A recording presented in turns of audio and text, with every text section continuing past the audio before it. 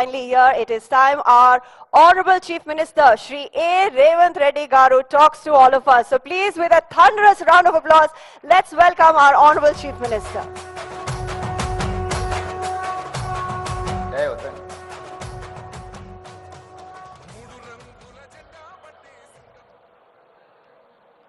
World tourism day సందర్భంగా తెలంగాణ రాష్ట్ర tourism శాఖ టూరిజం కాంక్లేవ్ ఏర్పాటు చేసి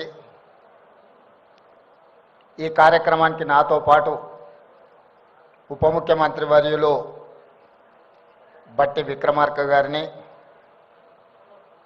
వాకిటి శ్రీహరి గారిని, ఇతర ప్రజాప్రతినిధులను, వివిధ సంస్థల అధికారులు, తెలంగాణ రాష్ట్రంలో టూరిజంలో పెట్టుబడులు పెట్టడానికి తెలంగాణ రాష్ట్రాన్ని, హైదరాబాద్ నగరాన్ని ప్రపంచ టూరిజం పటంలో ఒక గొప్ప గుర్తింపు, పెట్టుబడులకు ఒక స్వర్గధామంగా తీర్చిదిద్దడానికి ప్రయత్నం చేసి మిమ్మల్ని అందరినీ కార్యక్రమానికి ఆహ్వానించిన టూరిజం అండ్ ఎక్సైజ్ శాఖ మంత్రివర్యులు పెద్దలు జూపల్లి కృష్ణారావు గారిని ఈ సందర్భంగా నేను అభినందిస్తున్నా.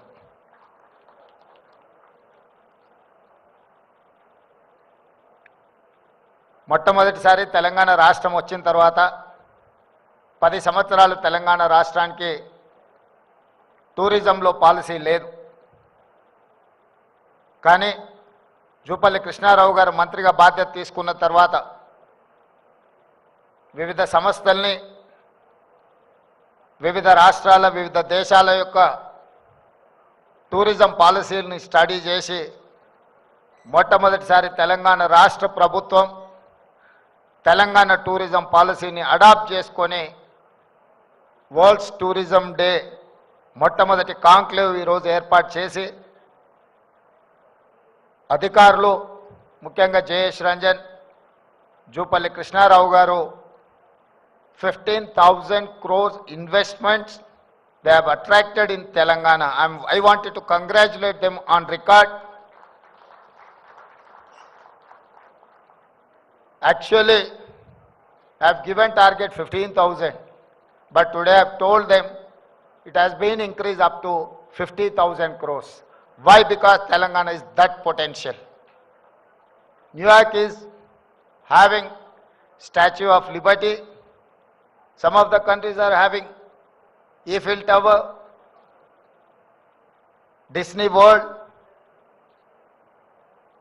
ఇలాంటి టూరిజం స్పాట్స్ వివిధ దేశాలలో ఉన్నాయి.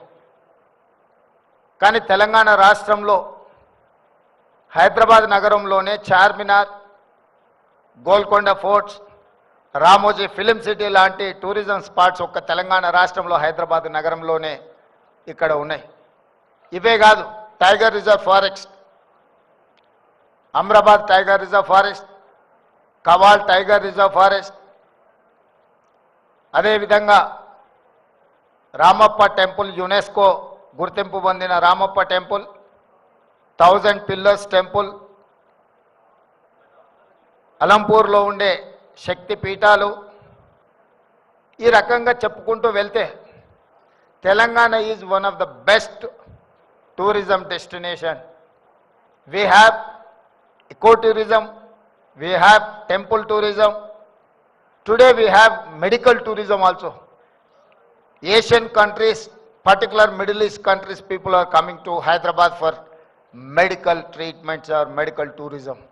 So we wanted to promote, Telangana government has decided to attract